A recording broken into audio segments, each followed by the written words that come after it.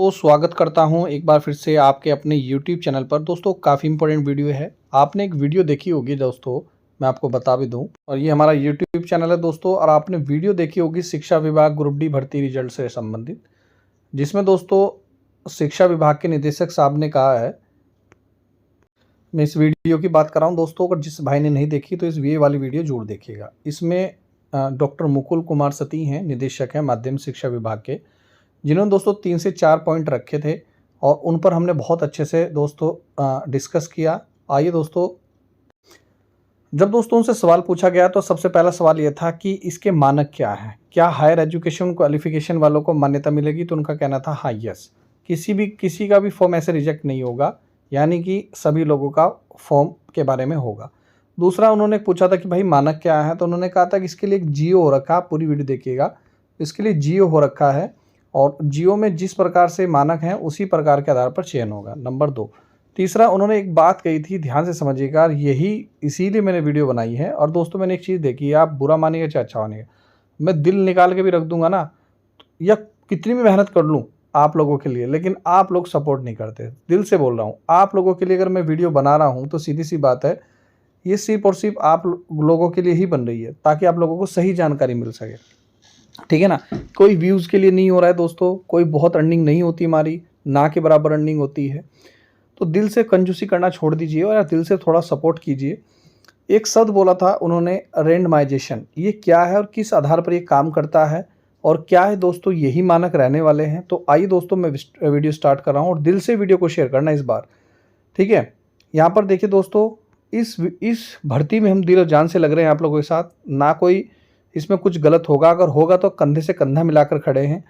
अगर मैं फिर भी बोल रहा हूँ, इसमें सही आरक्षण मिलेगा, विकलांग लोगों के लिए नौकरी लगेगी और सभी को दोस्तों फ़ायदा होगा। देखिए उत्तराखंड आउटसोर्स भर्ती निकली थी 2364 पदों पर, जिसमें केवल और केवल 8वीं पास योग्यता थी। फिल्टर क्या था? 8वीं, ठीक है। माध्यमिक शिक्षा विभाग के निदेशक साहब ने कहा जरूर है कि हायर एजुकेशन वाले की क्वालिफिकेशन पर विचार किया जाएगा। पहला सवाल तो यही है मेरा, ध्यान से समझिएगा, बहुत तर्क के साथ आंसर दे रहा हूँ।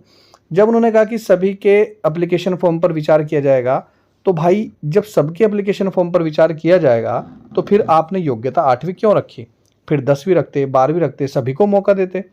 और आपने, चलो अलग बात है, योग्यता 8वीं रखी, कोई गलती नहीं है, ठीक है। 8वीं से ज़्यादा मार्कशीट लगाने पर वो फॉर्म ही नहीं भरा जा रहा था, तो कम से कम वो तो फिल्टर हटा देते। फॉर्म भरते हुए तो ऐसा प्रतीत हो रहा था केवल 8वीं वाले लोग ही फॉर्म भर सकते थे, उससे ज़्यादा क्वालिफिकेशन वाले फॉर्म ही नहीं भर सकते थे। ये तो आपने भी देखा होगा, मैं इसमें कोई नई बात नहीं बता रहा हूँ। पहला तो ये चीज़ मुझे थोड़ी सी गलत लगी कि सभी को लोगों को क्या मिलेगा, मौका मिलेगा। मैंने आपको एक दिखाया था जिसमें सुप्रीम कोर्ट का भी ऑर्डर हो रखा है कि भाई अधिक योग्यता वाला क्या करता है, कम योग्यता वालों की नौकरी खा लेता है और फिर उसको जब अच्छी नौकरी मिल जाती है तो वो दूसरे स्थान पर चला जाता है। और कहीं ना कहीं इस नौकरी में ये भी है कि इसमें जो काम है दोस्तों, जैसे साफ़ सफाई करना, चौकीदारी का काम करना, वो हर कोई नहीं कर सकता। मतलब अगर आप बड़े अच्छे एजुकेटेड लोग हैं, अच्छे एजुकेशन आपने ली है, तो आप कहीं ना कहीं उस काम को करते हुए कतराएंगे, ठीक है ना। तो दूसरा मेरा सवाल ये भी है। तीसरा, इसमें एक बात कही थी, मैं फिर बोल रहा हूँ, रेंडमाइजेशन। तो आइए दोस्तों मैं पूरी बात बता रहा हूँ, मुख्य बदलाव क्या हुआ है इस आउटसोर्स भर्ती में। अब लॉटरी सिस्टम पूरी तरह से बंद हो गया। अखबार की रिपोर्ट में लिखा है दोस्तों, साफ लिखा है, मैं अखबार की कटिंग भी दिखा दूंगा। लॉटरी सिस्टम हो चुका है बंद, ठीक है, पूरी देखिएगा वीडियो। पहले आउटसोर्स भर्तियों में चयन के लिए लॉटरी यानी कि मैनुअल या रैंडम पर्ची सिस्टम का सहारा लिया जाता था, जिससे कई बार योग्य उम्मीदवार कहीं ना कहीं बाहर हो जाते थे और पारदर्शिता पर भी सवाल उठते थे। अब इस पुरानी व्यवस्था को तो कर दिया गया है समाप्त। अब नया नियम क्या है जो हमें पता चला है, जिसे बोलते हैं रेंडमाइजेशन। अब आउटसोर्स पदों पर चयन हेतु मुख्य रूप से मेरिट यानी कि योग्यता सूचकांक के आधार पर किया जाएगा। यदि 8वीं क्लास को ही योग्यता मानकर रिजल्ट निकाला जाएगा तो फिर वो मेरिट के आधार पर होगा।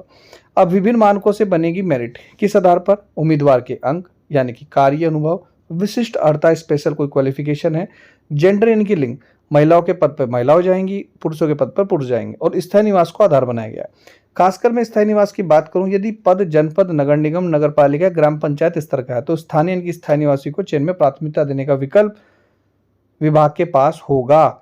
चयन प्रक्रिया से बाहर करने का कड़ा नियम भी, यदि कोई आवेदक गलत तथ्य या झूठे दस्तावेज जमा करता है, जांच में पकड़ने जाने पर उसे दोस्तों बाहर भी किया जाएगा और कानूनी कार्रवाई भी की जाएगी। विशेष छूट क्या है?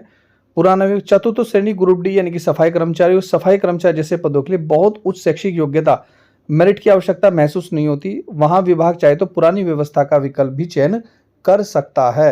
यानी कि वही विशेष यानी कि लॉटरी सिस्टम हो सकता है। ये मैं अपनी तरफ से नहीं बता रहा हूँ, अखबार की कटिंग है मेरे पास और मेरे यूट्यूब पर यूट्यूब चैनल पर भी आप जाकर देख सकते हैं। यानी कि शिक्षा विभाग ग्रुप डी में लॉटरी सिस्टम लागू हो सकता है, रेंडमली किसी को भी सिलेक्ट किया जा सकता है। नंबर 1 बात। अब रेंडमाइजेशन है क्या? अखबार की रिपोर्ट के अनुसार एक समान अंक प्राप्त होने पर रेंडमाइजेशन सूची जारी कर चयन को अंतिम रूप से दिया जाएगा। हम इसे सरल भाषा में समझें, जब मेरिट लिस्ट तैयार की जाती है तो कई बार ऐसा होता है कि 2 या 2 से अधिक उम्मीदवार के कुल अंक यानी कि मेरिट स्कोर बिल्कुल एक समान होते हैं। उदाहरण के लिए आखिरी बची हुई एक सीट के लिए 3 उम्मीदवार के अंक बिल्कुल समान हो यानी कि 85% है, तो अधिकारी अपनी मर्जी से दोस्तों किसी को एक को नहीं चुन सकते। ऐसी स्थिति में कंप्यूटर क्या करता है? रेंडमाइजेशन सॉफ्टवेयर का उपयोग करता है। कंप्यूटर बिना किसी इंसानी दखल के पूरी तरह से निष्पक्ष और रैंडम तरीके से उन समान अंक उम्मीदवारों में से किसी एक का नाम चयन स्वतः कर देगा। और यह पूरी प्रक्रिया दोस्तों ऑनलाइन और कंप्यूटर जनित और ताकि पारदर्शिता बनी रहेगी। ये जियो ही पढ़ के बता रहा हूं मैं, कभी आप सोच रहे हो उन्होंने बोला था ना जियो, ये जियो में यही है। प्रतीक्षा सूची किस प्रकार से निकलती है? भर्ती प्रक्रिया को सुचारू रूप से चलाने और पद खाली न रहने के लिए रोजगार प्रयाग पोर्टल के माध्यम से 3 स्तरों पर सूचियां बनती हैं। पहली सूची स्वीकृत पदों में मुकाबले कुल 3 गुना योग्य उम्मीदवार के नाम भेजे जाएंगे।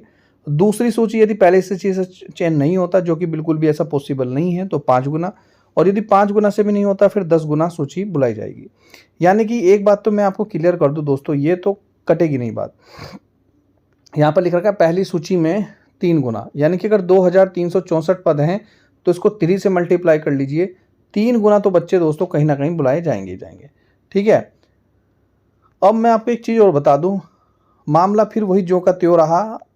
वो क्या रहा, हमें अभी तक नहीं पता चला दोस्तों। हम इतनी जानकारी जुटा रहे हैं कि भाई इसमें 8वीं ही मानक रहेगी या नहीं रहेगी, पहला आज तक हमें इसका आंसर नहीं मिला। ठीक है, अगर किसी भाई को पता है तो प्लीज़ कमेंट करके बताइएगा, बिल्कुल जेन्युइन बताइएगा, क्योंकि लोगों की भावना से जुड़ा मामला है।